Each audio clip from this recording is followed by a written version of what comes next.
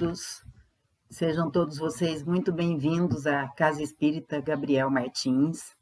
Eu estou aqui hoje para conversar um pouquinho com vocês a respeito das minhas experiências, dos meus aprendizados e contar um pouquinho para vocês sobre as maneiras como a Casa Espírita Gabriel Martins me ajudou e me transformou numa pessoa melhor nos últimos anos da minha vida. Então, meu nome é Angélica, eu sou a mãe do Eduardo, o Dudu. O Eduardo partiu há 6 anos e com 17 anos de idade deixou um buraco enorme na vida da gente.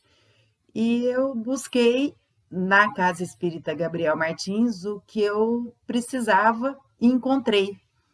Encontrei amigos, encontrei conforto, encontrei esclarecimentos, encontrei ajuda. E eu estou aqui hoje para passar um pouquinho disso que eu recebi para vocês. Então, eu já fiz algumas palestras, algumas manifestações aqui, e tenho feito ultimamente alguns estudos sobre o livro do Gabriel, o livro 2 do Gabriel, que é Deus jamais separa aqueles que se amam, o amor da eternidade. Então, nesse livro, eu aprendi muitas coisas. Na verdade, não só nesse livro, mas quando eu cheguei aqui, eu não tinha nenhum conhecimento sobre a doutrina espírita. Eu só sabia que o meu filho estava vivo, que ele não podia ter ido embora assim, sem mais nem menos, e que não tinha acabado. Não era possível, eu sentia ele vivo dentro do meu coração. E aí eu fui procurar entender, fui estudar, e na ocasião, os primeiros livros do Gabriel já tinham sido lançados, o Newton já estava escrevendo o 3º, e depois disso o 4º, o 5º, o 6º e todos os outros. E esses livros se tornaram, para mim, os manuais de entendimento do que estava acontecendo com a minha vida, com a vida do meu filho, com a vida da minha família, e de que forma a gente poderia sobreviver a esse momento tão difícil. Então, logo que eu comecei a me interessar pelos estudos e pelo entendimento, o Eduardo dizia nas cartas que ele escrevia que se a gente não estudasse, ele não poderia nos ajudar. E que o estudo era a única maneira da gente entender, da gente aceitar e da gente continuar a nossa vida. Eu sou professora e, como professora, eu estou cansada de saber que a gente só anda para frente estudando, que o entendimento só vem a partir do estudo. Então, somaram-se as duas situações, a minha formação de coração, adoro ser professora, e aquilo que meu filho estava me ensinando, estude, estude, estude. E aí eu comecei a entender um pouquinho o que estava acontecendo. Logo que eu comecei os meus estudos, eu me deparei com uma mensagem do Chico Xavier que, assim, esclareceu muitas coisas rapidamente. Eu vou ler para vocês aqui sobre a necessidade dos pais de estarem aqui e de que forma eles podem se permitir serem ajudados. Então, a mensagem dizia o seguinte: não existe sofrimento maior do que a dor de perder um filho. Não entendo os nossos irmãos que combatem esse tipo de intercâmbio com o mundo espiritual. Eles se esquecem de que os que partiram também desejam o contato. O médium, sem dúvida, pode, em certas circunstâncias, rastrear o espírito, mas, na maioria das vezes, é o espírito que vem até o médium. O trabalho da espiritualidade é intenso. Para que um filho desencarnado envie algumas palavras de conforto a seus pais na Terra, muitos espíritos se mobilizam. Isso não é uma evocação. Não raro são os próprios filhos desencarnados que atraem seus pais aos centros espíritas, desejam dizer que não morreram, que continuam vivos em outra dimensão, que os amam e que haverão de amar sempre. Digo-lhes que, como médium, isso é o Chico dizendo, essa tarefa das cartas de consolação aos familiares em desespero na Terra foi o que sempre mais me gratificou. Então, pessoal, nós não estamos aqui por acaso. Vocês não estão aqui por acaso. Alguma força maior trouxe vocês até aqui hoje. Nesse recorte, o Chico fala da dor da perda de filhos, mas perder filhos, pais, cônjuges, avós, amigos, dói, dói, dói. E quando a gente não compreende, dói mais ainda. A gente se sente penalizado, punido, castigado. A gente, às vezes, se vitimiza. E não é esse o caminho para que a gente possa continuar a viver e para que a gente complete a nossa missão aqui na Terra. Então, quando o Chico fala aqui nesse pequeno texto que são os próprios filhos que atraem os seus pais aos centros espíritas, na verdade, hoje vocês foram atraídos até aqui por algum motivo.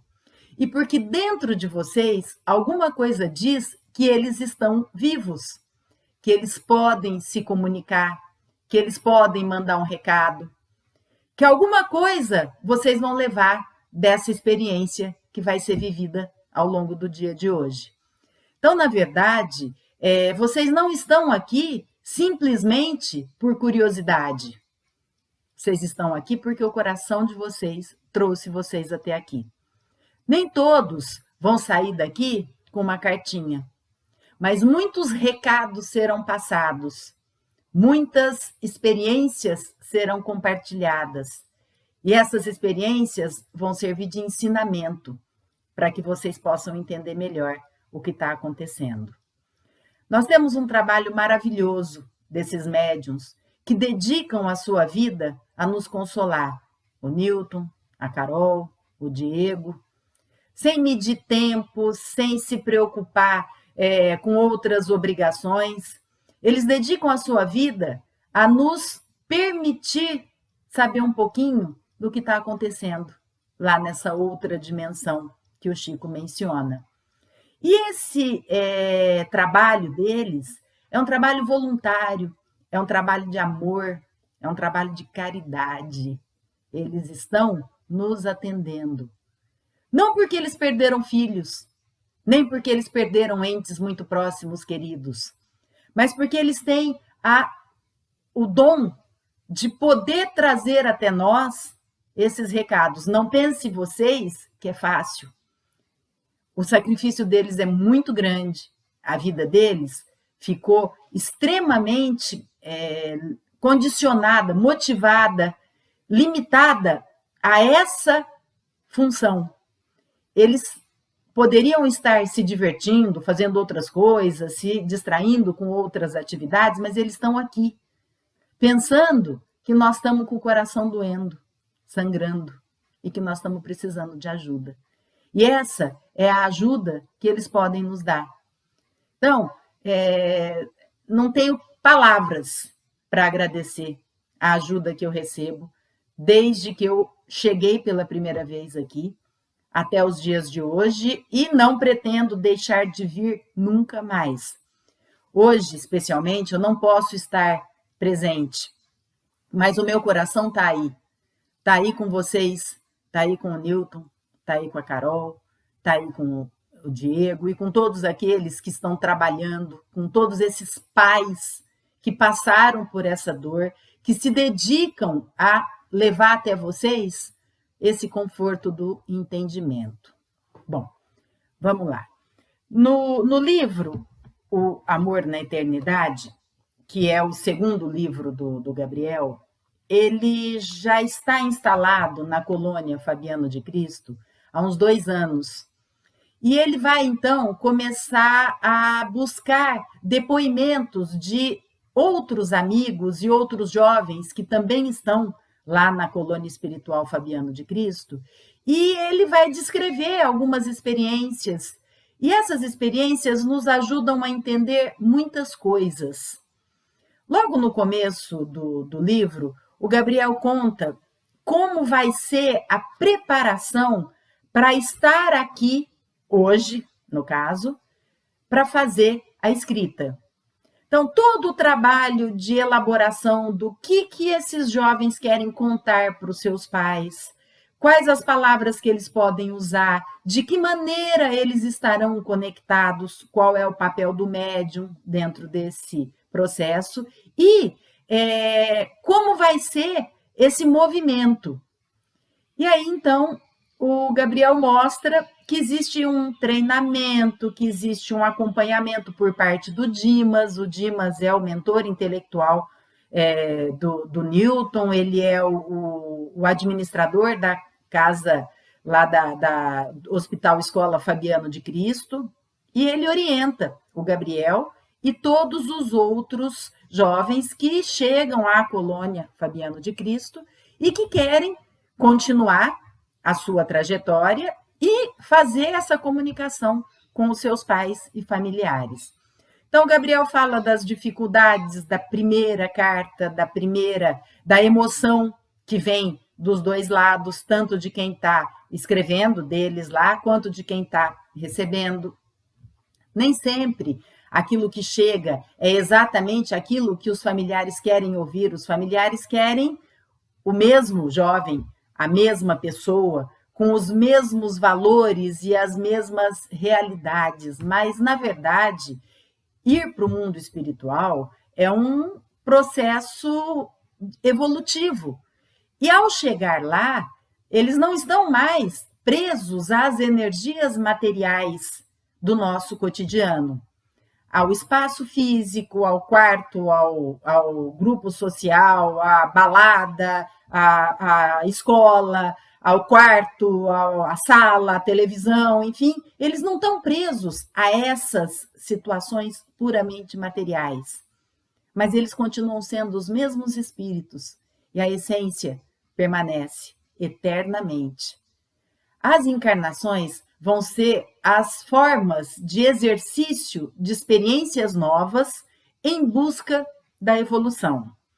Na medida em que o Gabriel vai fazendo as descrições do que está acontecendo, ele vai para uma segunda etapa, onde ele entra em contato com o Nicolas. Ele conhece o Nicolas, o filho da Sônia, que é uma das trabalhadoras aqui da casa e que, assim, indiscutivelmente é uma pessoa iluminada.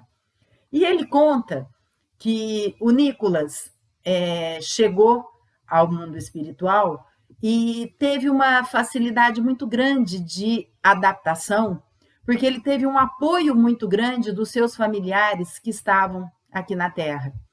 Então, na verdade, indiretamente, ele aborda um tema muito questionado pelas mães. Eu mesma questionei muitas vezes. As pessoas dizem assim para nós: você não pode chorar porque você vai atrapalhar o seu filho.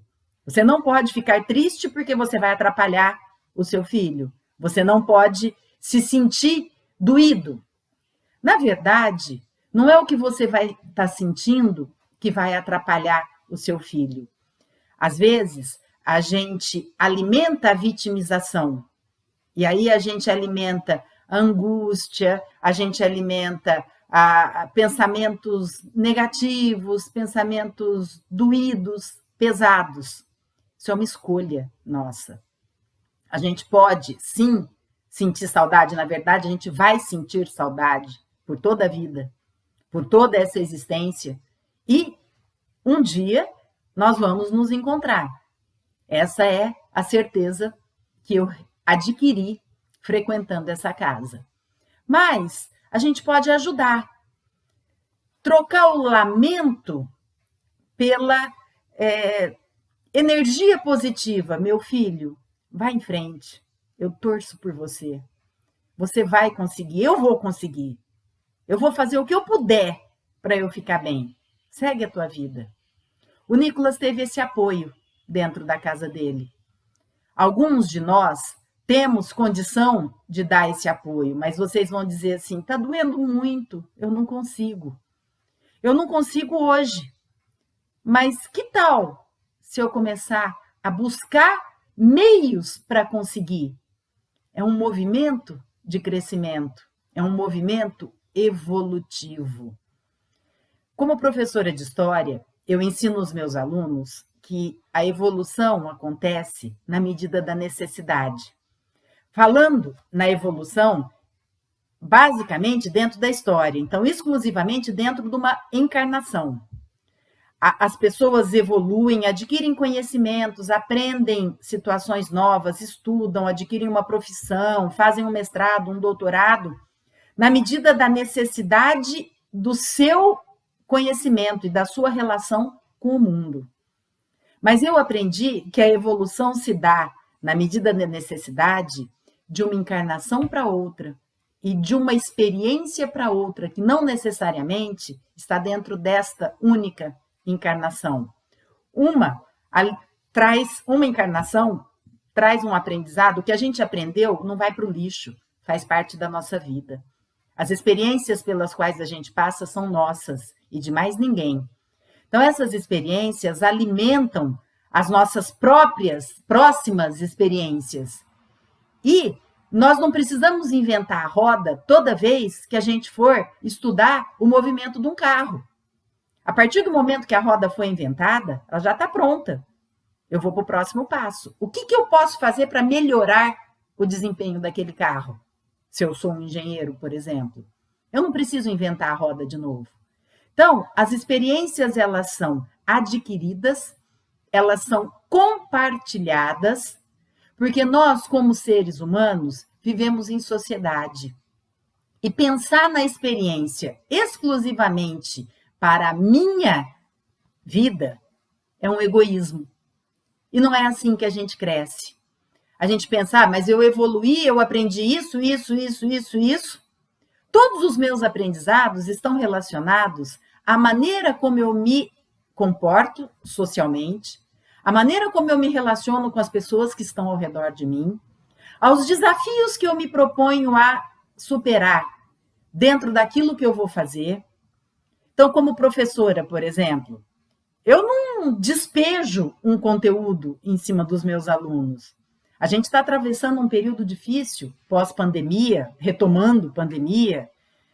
Então, nós tivemos, por exemplo, que criar condições para ensinar à distância o ano passado, dessa forma como eu estou falando com vocês aí. Isso foi uma evolução. Eu nunca tinha conversado com a tela do computador, olhando para mim mesma. Agora eu sei fazer isso. Eu consigo chegar até vocês sem estar aí, por questões particulares que me impedem de estar aí hoje. Não foi fácil, não foi fácil. Eu não queria que fosse assim, mas eu não tive escolha. A necessidade me fez aprender a gravar uma aula.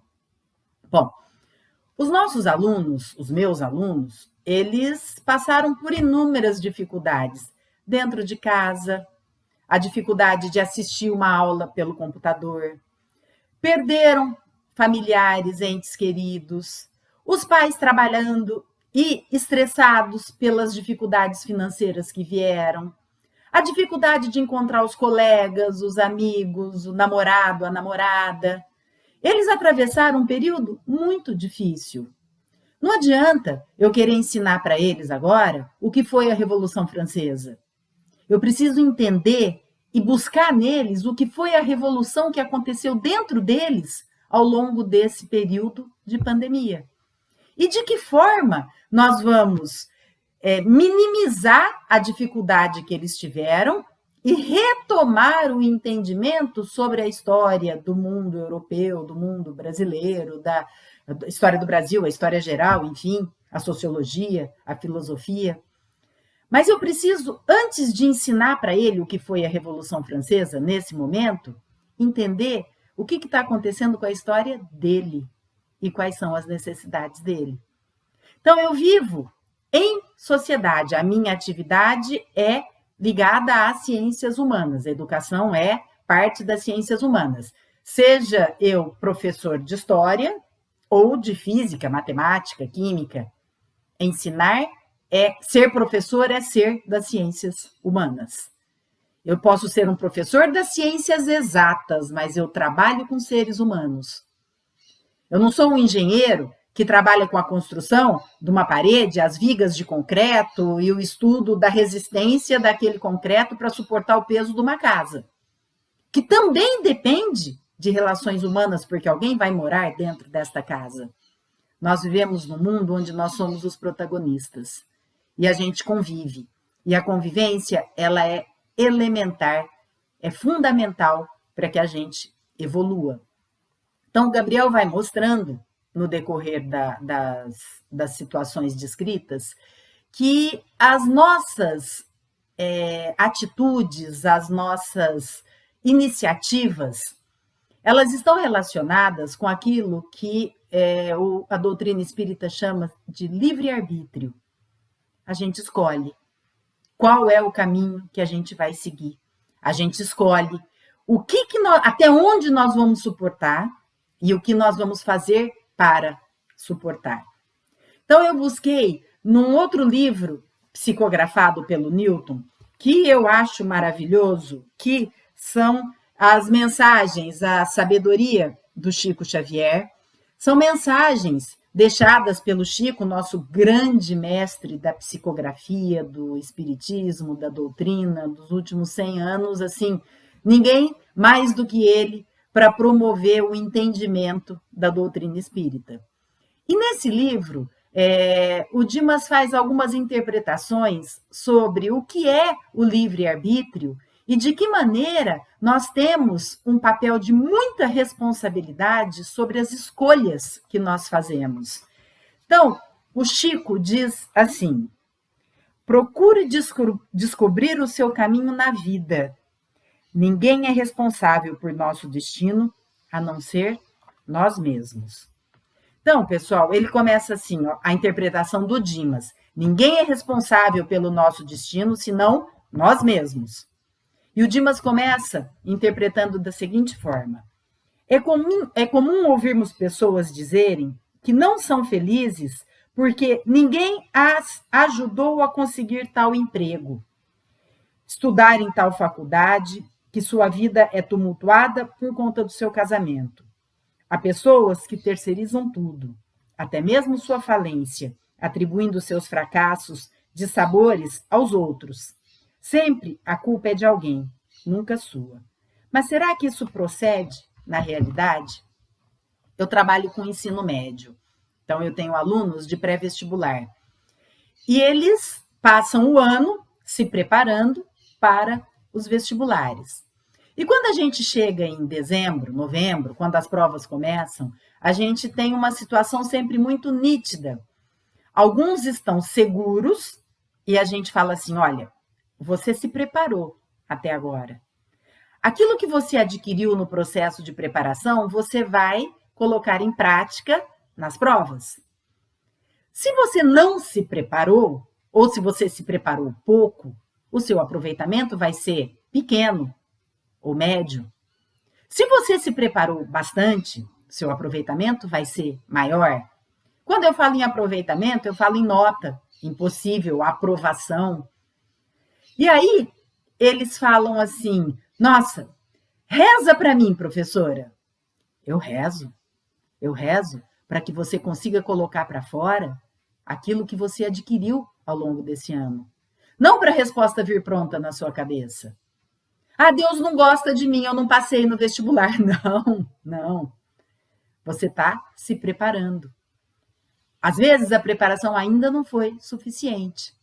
Eu falo para eles que eles estão atravessando uma ponte. Eles começam a se preparar e aí eles vão caminhando pela ponte. Às vezes, eles conseguem chegar até o outro lado da ponte com rapidez. Às vezes, o trajeto é mais tumultuado, tem mais gente nessa ponte, tem mais dificuldades. na medida em que um passo é dado, ele não volta para trás. A gente vai para frente, a gente caminha para frente, a gente evolui andando para frente. Às vezes a gente ainda não está no final da ponte. Então não vai ser esse o momento de adquirir o ganho do que está do lado de lá da ponte. Mas, com empenho e dedicação, a gente chega lá. A gente entende o nosso filho no mundo espiritual, a gente entende a conquista de um trabalho, de uma vaga na universidade.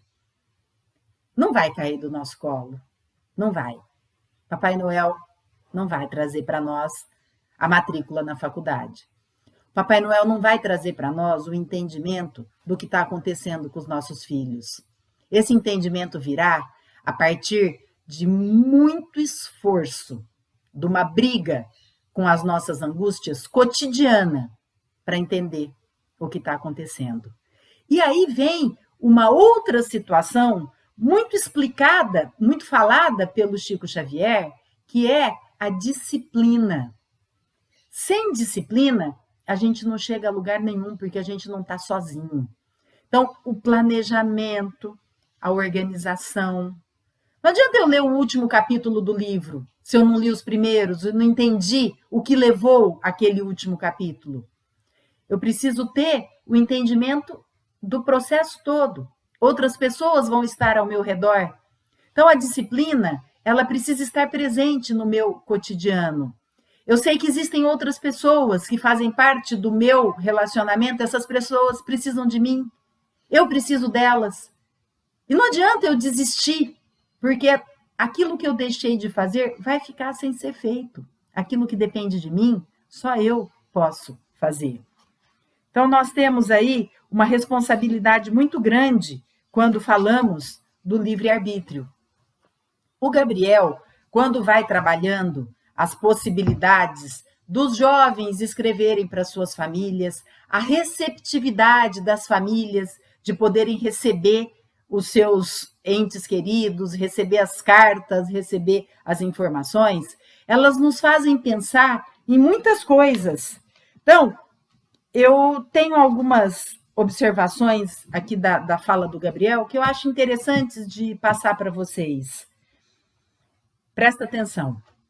Aqui, onde a maioria que chega são jovens extraídos do lar bruscamente, a dor é bem visível. E, se encontrarem auxílio no bom humor, na alegria de quem os ensina, na certeza de que somos eternos, tudo fica mais fácil. A certeza de que somos eternos, ela precisa estar dentro do meu coração, do seu coração e do coração deles, para que eles possam continuar, para que eles saibam que a gente vai crescer juntos, nós aqui, eles lá. Mais na frente, o Gabriel diz assim, realmente tenho concluído que a maioria dos pais sofre mais pela falta de fé na continuidade da vida do que pela falta do ente querido. É a dúvida que os machuca. A incerteza traz simulações mentais que fogem à realidade. Por não crer na vida que se eterniza deste outro lado, acabam se agarrando às lembranças, paralisando a própria marcha evolutiva.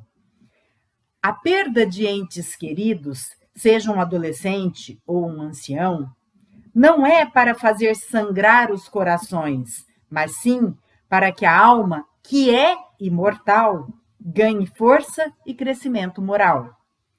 Cada espírito tem uma rota traçada por suas próprias ações, e as leis do Senhor fazem com que se cumpram as escolhas de cada um.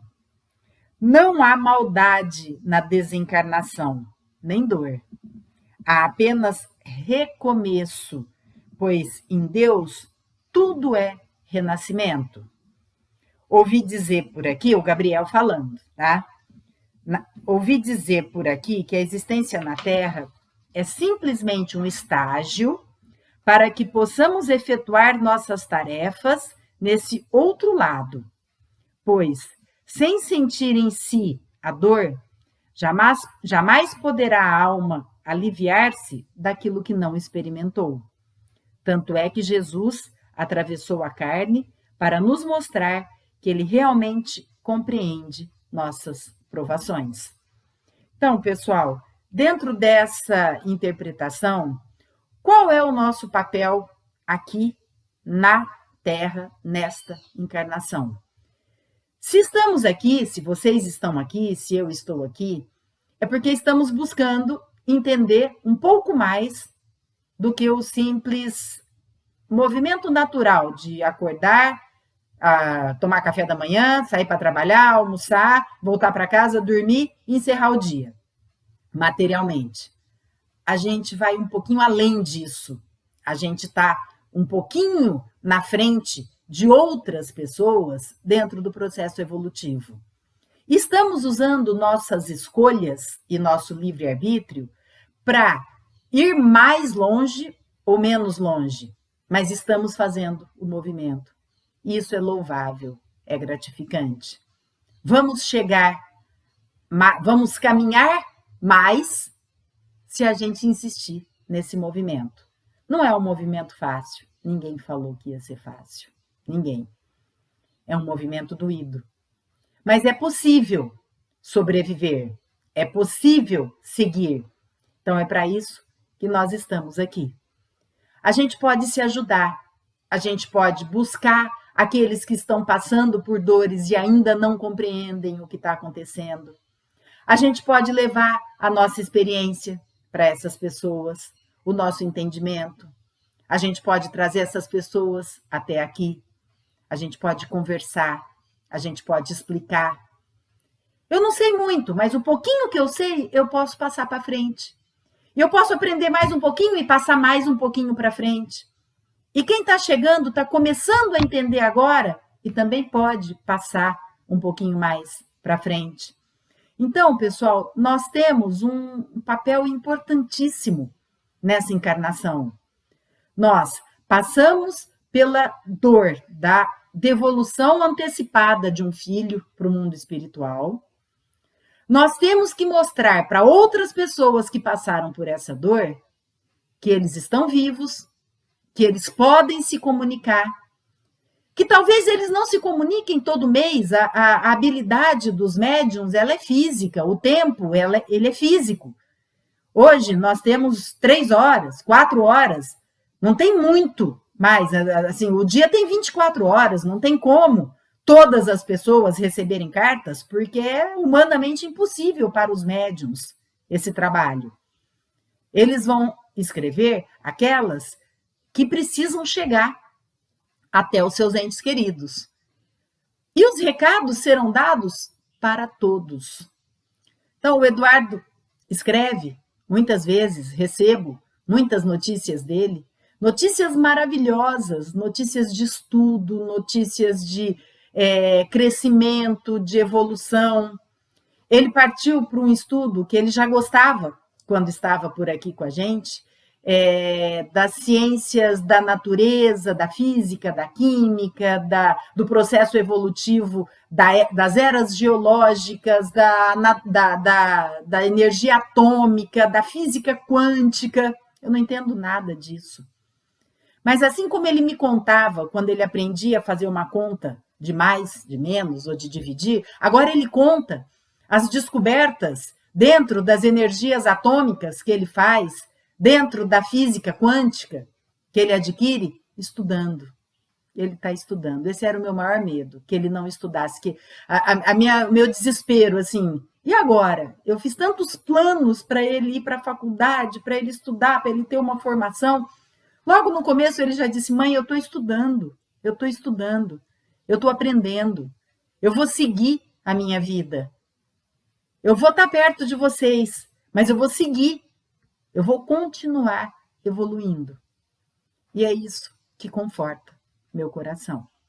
Então, eu queria deixar esse recado para vocês e dizer para vocês, não desistam de querer entender o que está acontecendo.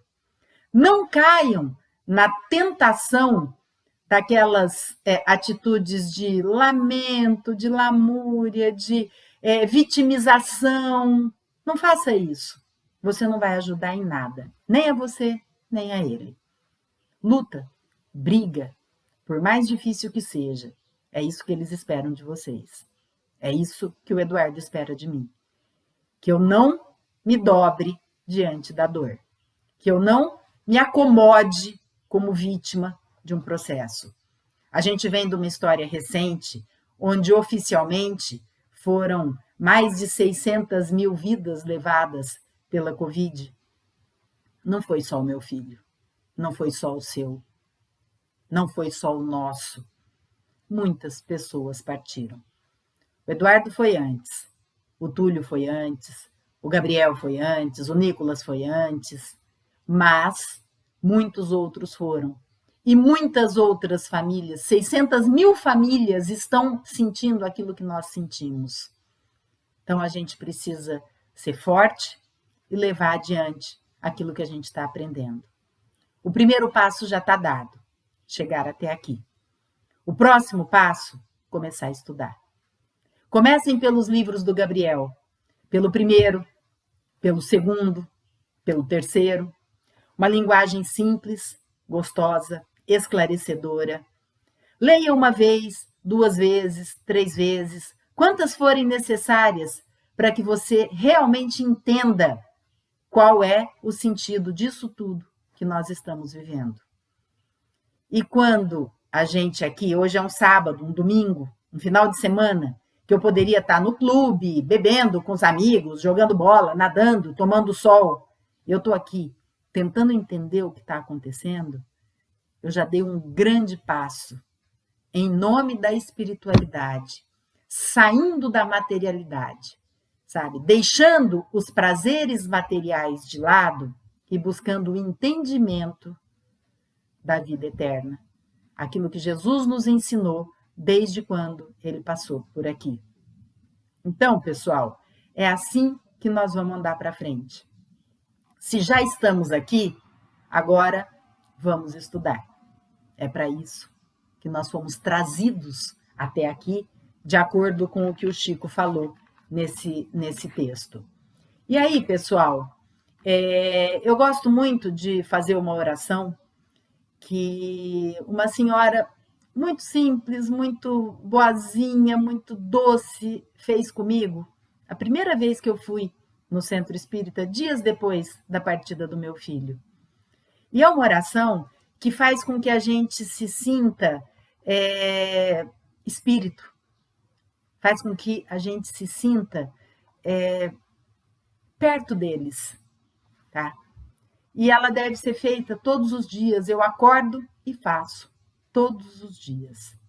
E ela diz assim: Senhor, no silêncio desta prece, venho pedir-te a paz, a sabedoria e a força. Quero olhar o mundo com os olhos cheios de amor. Quero ser paciente, compreensivo, prudente. Quero ver além das aparências teus filhos como tu mesmo os vês. E assim, Senhor, ver somente o bem em cada um deles. Senhor, fecha os meus ouvidos de todas as calúnias. Eu não quero ouvir calúnia nenhuma. Eu não quero assimilar nada de calúnia.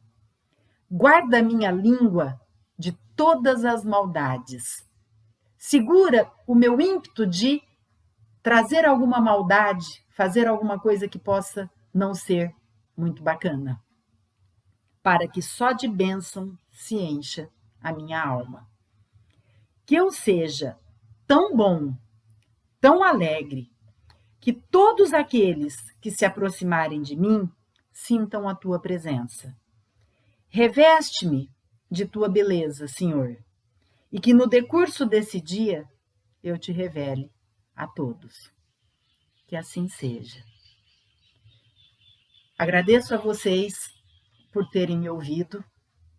Agradeço ao Newton, a Carol, ao Diego, a toda essa equipe maravilhosa que nos acolhe para fazer um curativo no nosso coração e para tornar o nosso dia, a nossa semana, o nosso mês um pouquinho mais leve, para que a gente entenda um pouquinho mais daquilo que está acontecendo com o nosso filho, com os nossos entes queridos que partiram para o mundo espiritual.